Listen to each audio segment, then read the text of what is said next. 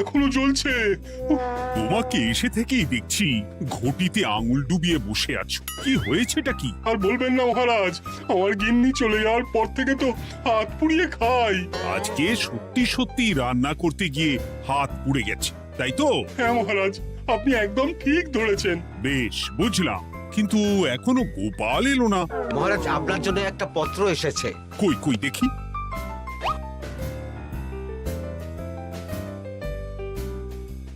ঠিক আছে, তুমি এখন এসো।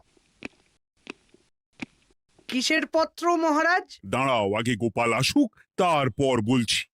এই তো চলে এসেছি মহারাজ। দেখুন, আজকেও দেরি। আপনি কিছু গোপালকে বলেন না বলে লাই পেয়ে পেয়ে গোপাল আপনার মাথার উপরে উঠে গেছে। আমার নাম কি চুল নাকি যে মাথার উপরে উঠবো? আপনিও পারেন বটে। আমার নিজেরটাকেই চুল নেই। বাদ দাও, শোনো, আমি একটা নিমন্ত্রণ পত্র পেয়েছি। পাহাড়পুর রাজ্যের জমিদার বল্লভ নারায়ণ আমাকে নিমন্ত্রণ করেছেন। এ তো বেশ সুসংবাদ মহারাজ। পাহাড়পুর অপূর্ব সুন্দর রাজ্য, আপনি ঘুরে আসুন মহারাজ। না না না না না, আমি একা যাব না, তোমাকেও যে যেতে হবে।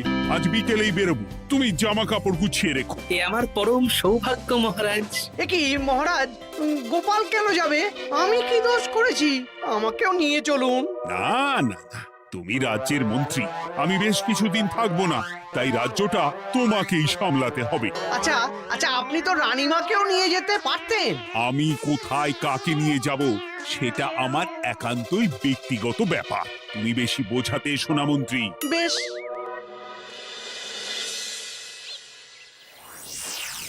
গোপাল গোপাল আর গোপাল, এই গোপালের জন্যে আমাদের কপালটাই মন্দ থেকে গেল। মন্দ না, বলুন বন্ধ থেকে গেল। সব সুযোগ ওই গোপাল পাবে, আর আমাদের বেলা ছাই। আজকেও গোপাল রাজসভায় দেরি করে এলো, তবুও বেটাকে মহারাজ কিছু বললেন না। বলবে কি? উল্টে মহারাজই তো গোপালকে ঘুরতে নিয়ে যাচ্ছেন। পাহাড়পুরে গিয়ে ভালো মন্দ আহার করবে গোপাল, আর আমি রাজ্য পাহারা দেব। হ্যাঁ, ঘেন্না ধরে গেল এই জীবনে। গোপাল যতদিন আছে ততদিন কিন্তু আমরা ওই ফুলে ফেপে উঠতে পারবো না। গোপালের যেন 7 খুন মাপ। আমরা তো বানের জলে ভেসে এসেছি। আপনি তো গোপালকে তাড়ানোর অনেক চেষ্টা করেছেন, কিন্তু কিছুতেই কিছু হয়নি। হবে কি করে? গোপালের একে ওই ক্ষুরোধার বুদ্ধি, তারপর মহারাজের উপর অগাধ বিশ্বাস, দুটো মিলেমিশে এক হয়ে গেছে। মাঝে মাঝে তো মনে হয় বেটাকে মেরেই ফেলি। আমার দু চক্ষের বিষ।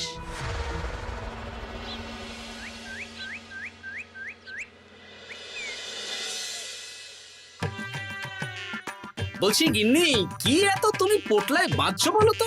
এত দূরের রাস্তা, তাই শুকনো খাবার ভালো করে বেঁধে দিচ্ছি। হ্যাঁ, তা কি কি দিয়েছো শুনি? ভিজে চিড়ে দিয়েছি, মুড়ি, নারকোল কুচো, চিনি দিয়েছি। হ্যাঁ, ব্যাস, আর কিচ্ছু দিতে হবে না।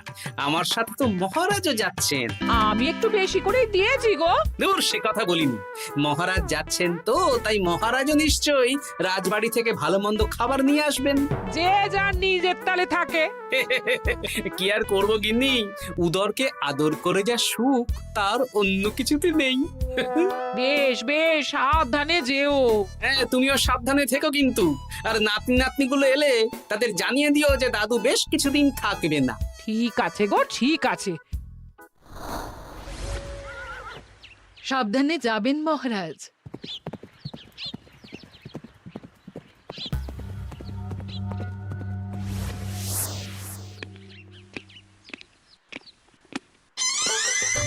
তুমি হুটহাট করে কোথায় চলে যাও বলো তো? আমি বিকেলে তোমার জন্য মুচমুচে বেগুনি ভেজেছি। সে ঠিক আছে, কিন্তু তোমাকে এখন রান্নাঘরে থাকলে হবে না গিন্নি। ও মা, রাতের খাবার কে করবে শুনি? আমি তো এখন একটু একটু রান্না শিখে গেছি। এখন তোমাকে অন্য কাজ করতে হবে। কি কাজ? শোনো, বুঝতে পেরেছো তো? একদম জলের মতো পরিষ্কার বুঝে গেছি। তাহলে আর দেরি না করে যাও।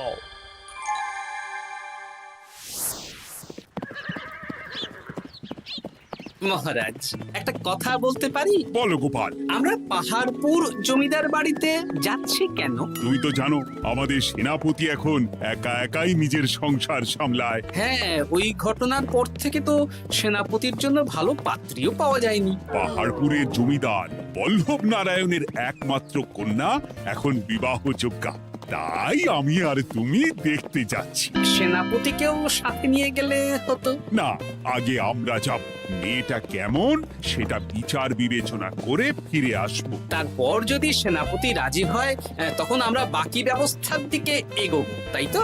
একদম তাই। আর তোমার যে ভালো মানুষ চেনার ক্ষমতা আমার জানা আর কেউ নেই, সেই জন্যই তো তোমাকে নিয়ে এলাম। এ আমার পরম সৌভাগ্য মহারাজ।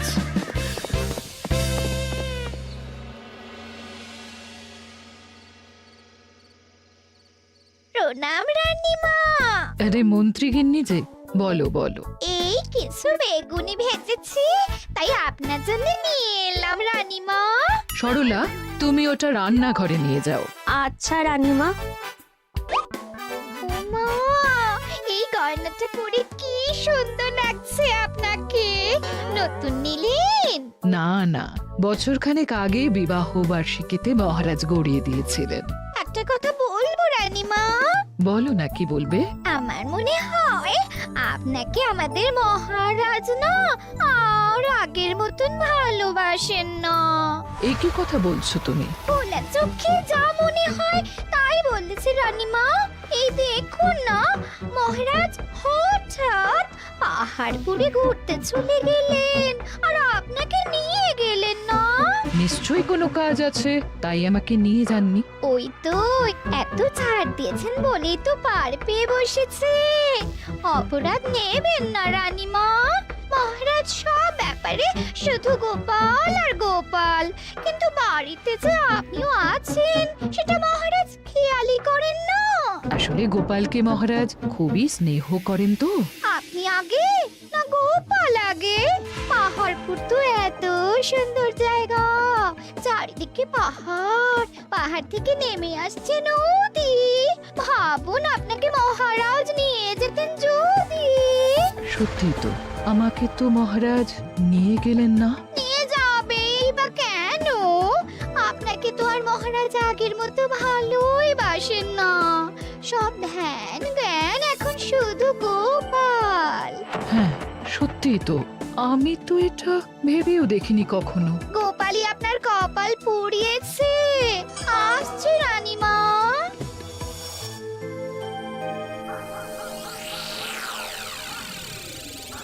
কি গো গিন্নি, আমি যেমন যেমন বলেছি তুমি তেমন তেমন রানীমাকে বুঝিয়েছো তো?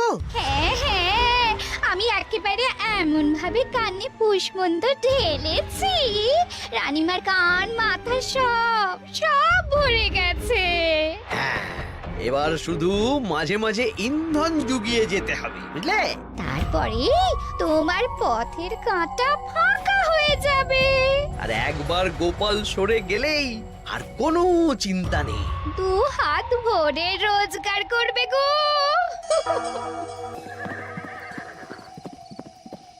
কি কেমন লাগছে যাত্রা? বেশ ভালোই মহারাজ।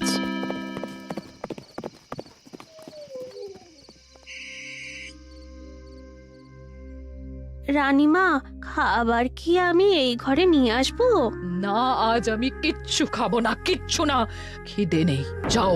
এ কি রানীমা, আপনি তো সেই দুপুরের পর কিছুই খাননি। তোমাকে একবার কিছু বললে তুমি বুঝতে পারো না? বলেছি তো আমার খিদে নেই, আমাকে বিরক্ত করো না, যাও।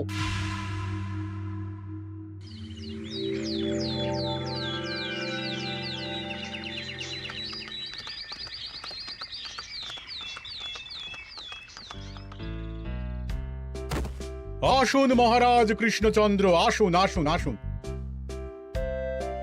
কি সুন্দর জায়গায় পাহাড়পুর, মনে হচ্ছে বেশ কিছুদিন থেকে যাই। তা থেকে যান না। এখন যে কাজে এসেছি সেটা আগে করে নি, তারপর যদি সব ঠিকঠাক, তখন তো আবার আসতে হবে। তাও ঠিক। এই বিমলা মা, এদিকে আয়। এই নিন কমলা লেবু শরবত। বেশ সুন্দরী দেখতে মহারাজ। নিজের মেয়ে বলে বলছি না, বিমলা সব কাজ নিজের হাতে করে। বাড়িতে পাঁচটা দাস দাসী আছে, তাদের কাজই করতে দেয় না। বাহ বাহ বাহ, ভালোই তো। আপনার মেয়েকে তো বেশ লক্ষ্মীমন্ত দেখতে। ও অনেক ছোটবেলায় মাকে হারিয়েছে, কিন্তু নিজের ইচ্ছে পড়াশুনো রান্না বান্না সব শিখেছে। যেমন হাতের রান্না তেমনই মাথায় বুদ্ধি। রান্না তো খেলেই বুঝতে পারবো। হ্যাঁ, আজ দুপুরে সব রান্না তো নিজের হাতেই করছে। আমি ওকে কিছু প্রশ্ন করতে চাই। দাঁড়িয়ে আছো কেন মা? বসো। মহারাজ, আপনার অনুমতি নিয়ে আমি বিমলাকে কিছু প্রশ্ন করতে চাই। করো না। আচ্ছা বিমলা, তোমার বয়স কত? আসছে শ্রাবণে আমি 19 বছরে পড়ব। আচ্ছা, শ্রাবণ মাসে জন্ম, বর্ষাকালে। বেশ বেশ। আচ্ছা বলো তো, মেঘের ডাকে জল ছেড়ে ডাঙায় উঠে পড়ে, মানুষ তাকে হাতে পেলে নিয়ে যায় ঘরে, এটা কি? কই মাছ। বাহ বাহ, এবার বলো তো, এমন কোন জিনিস যেটা একান্তই তোমার কিন্তু অন্যেরা বেশি ব্যবহার করে? আমার নাম। বাহ বাবা বাবা, খুব সুন্দর খুব সুন্দর। আপনার মেয়ের মাথায় বুদ্ধি আছে। আচ্ছা আচ্ছা, আরেকটা প্রশ্ন করব।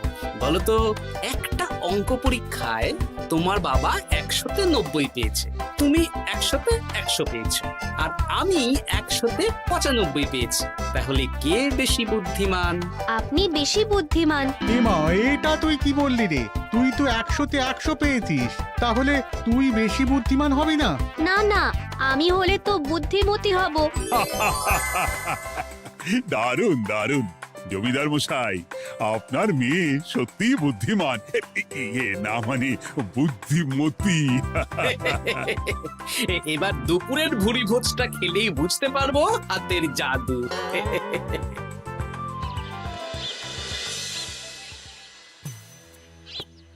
রানীমা, বেলা হয়ে গেছে, এভাবে না খেয়ে থাকবেন না, আপনার শরীর খারাপ করবে। তোমাদের মহারাজ আসুক, তারপরে খাবো। যতদূর জানি মহারাজ আগামীকাল সকালে ফিরবেন। বেশ, আমাকে একটু শরবত করে এনে দাও, আর কিছু খাবো না। আচ্ছা রানীমা। বুঝলি, আজ পুকুর ঘাটে গিয়ে যা শুনলাম না। কি শুনলে? রানীমা গতকাল বিকেল থেকে কিচ্ছু খাচ্ছেন না, মহারাজের ওপর রাগ করে। এখন রানীমার রাগ, এরপর ভাগ গোপাল ভাগ।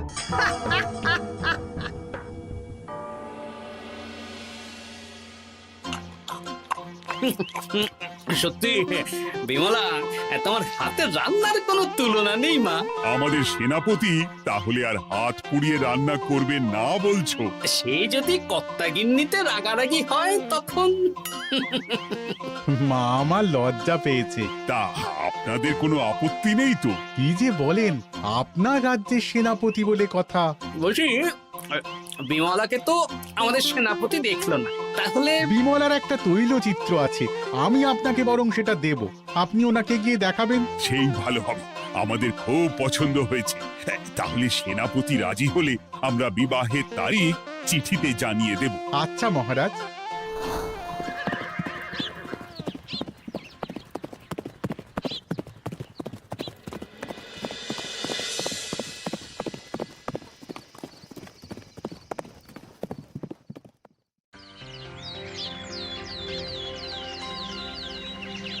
মহারাজ, আমি তাহলে আসি। যাওয়ার পথে আমি সেনাপতির সাথে কথা বলে নেব। হ্যাঁ হ্যাঁ গোপাল, এসো। বেশ ভালোই কাটলো পাহাড়পুরে। হ্যাঁ মহারাজ, অনেক ধকল গেছে, যান গিয়ে বিশ্রাম নিন।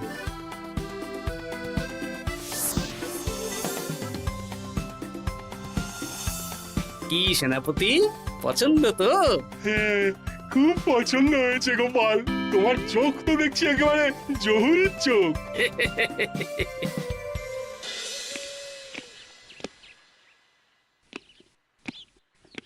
চিরটা কাল আপনি ওই গোপাল গোপাল করে কাটিয়ে দিন।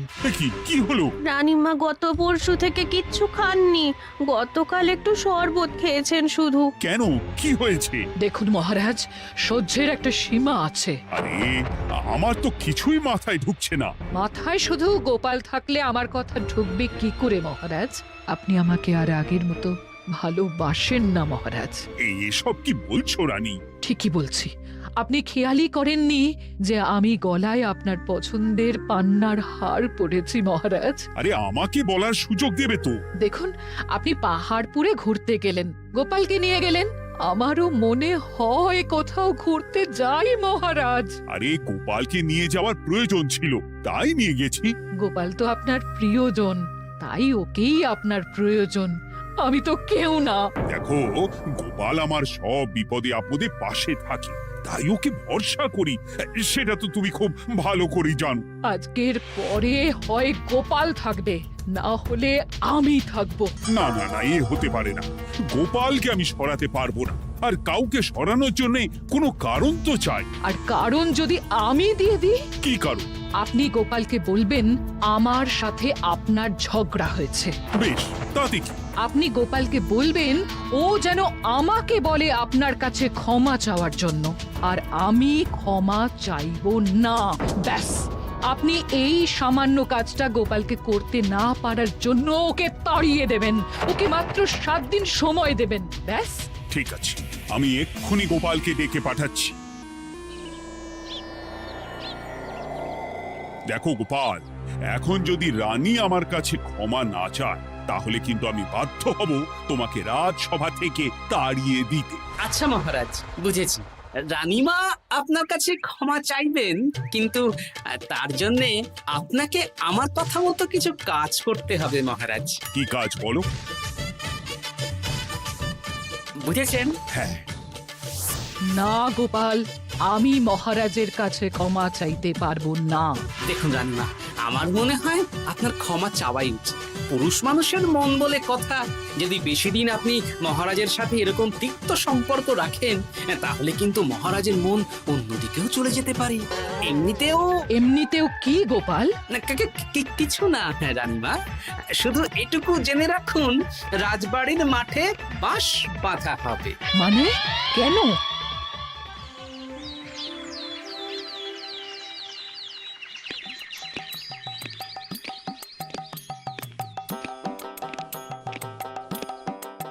আসতে পারি মহারাজ? হ্যাঁ, এসো এসো। বলছি, আমি তাহলে জমিদার বাড়িতে বিবাহের দিনক্ষণ ওই চিঠি লিখে জানিয়ে দিচ্ছি। হ্যাঁ, জানিয়ে দাও গোপাল। আর কি কি কেনাকাটা করতে হবে সেটার একটা তালিকা বানিয়ে ফেলো। আচ্ছা মহারাজ, মেয়ের শাড়ি আপনি নিজে পছন্দ করে কিনবেন তো? হ্যাঁ, ওই শাড়িওয়ালাকে আজকে দুপুরেই আসতে বলো। আচ্ছা মহারাজ। বিয়ের শাড়ি, কেনাকাটা, এসব কি মহারাজ? সেসব বলা যাবে না রানী, সময় হলে জানতেই পারবে। তবে বিমলাকে অপরূপ সুন্দরী দেখতে, এটুকু বলতে পারি। দেখুন তো মহারাজ, ওই টোপরটা ঠিক আছে কিনা? একদম ঠিক আছে, খুব সুন্দর। শাড়িওয়ালা এক্ষুনি আসছে। আসছি মহারাজ। এসো এসো। কার জন্য শাড়ি লাগবে মহারাজ? রানীমার জন্য? না না, বিমলার জন্যে। বিমলাকে? এক অপরূপা তরুণী, বুদ্ধিমতীও আছে, ধীর স্থির, ঝগড়া করে না। বেশ, অনেক হয়েছে মহারাজ। দোহাই আপনার, আপনি দ্বিতীয় বিয়ে করবেন না। আমি ক্ষমা চাইছি। কি বলছো রানী? আমি বুঝতে পেরেছি, আমি আপনাকে গোপালের নামে 2-4 কথা শুনিয়েছি বলে আপনি বিয়ে করতে চলেছেন। আমি আর রাগারাগি করব না, আমাকে ক্ষমা করুন। ব্যাস, রানীমা ক্ষমা চেয়ে নিয়েছেন, মানে আমার চাকরিটা থাকছে। হ্যাঁ গোপাল, হ্যাঁ, দোহাই তোমার, মহারাজকে বিপথে চালিত করো না। আরে দূর, আমি বিয়ে করছি নাকি? বিয়ে তো হবে সেনাপতির। ওর জন্যই তো পাত্রী দেখতে পাহাড়পুরে গেছিলাম, গোপাল আর আমি। তার মানে মন্ত্রীর বউ আমাকে ভুল বোঝালো? আবার মন্ত্রীর কোনো ষড়যন্ত্র হবে, ওকে না নিয়ে গিয়ে গোপালকে নিয়ে গেলাম বলে। সেনাপতির বিয়ের আগেই আপনি মন্ত্রী মশাইকে ধোলাইটা দিয়ে দিন। ঠিক বলেছ রানী, তুমি বরং শাড়ি পছন্দ করো, আর আমি চললাম মন্ত্রীকে ধোলাই দিতে।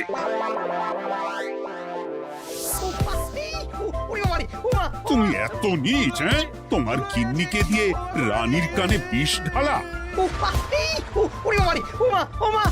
ভুল হয়ে গেছে, ক্ষমা করে দিন। এখন মন্ত্রীমশাই ভ্যাঁ করছেন, কদিন পরে সেনাপতির বিয়েতে প্যাঁ হবে ছাদনা তলায়।